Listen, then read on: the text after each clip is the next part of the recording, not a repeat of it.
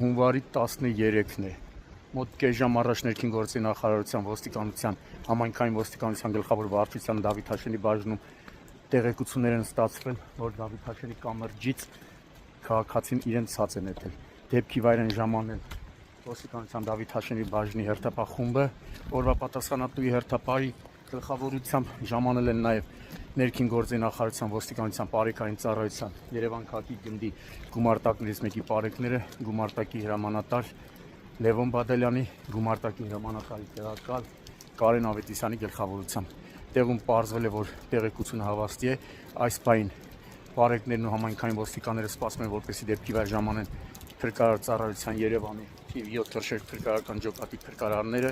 որպեսզի մահացածի մարմինը դուրս բերեն։ Դեպքի մասին տեղեկությունը փոխանցվել է Հայաստանի քննչական կոմիտեի, Երևան քաղաքի քննչական վարչության, Աչափնակ եւ Դավիթ Հաշեն վարչական շրջանների քննչական բաժին, որտեղից արդեն դեպքի վայր ժամանում հերթապահ քննիչը։ Տեսնում եք, տեղում են նաեւ Երևանի 103 շտաբօգնության բժիշկների հերթապահ խումբը, ովքեր սպասում են, որպեսզի մահացածի մարմինը դուրս բերեն փրկարարները եւ հավանաբար իրենք էլ կարձանագրեն մահը, ինչից հետո արդեն դեպքի վայր կժամանի դիատարը։ Եղանակը տեսնում եք ինչ ուժեղ ձուն է գալիս։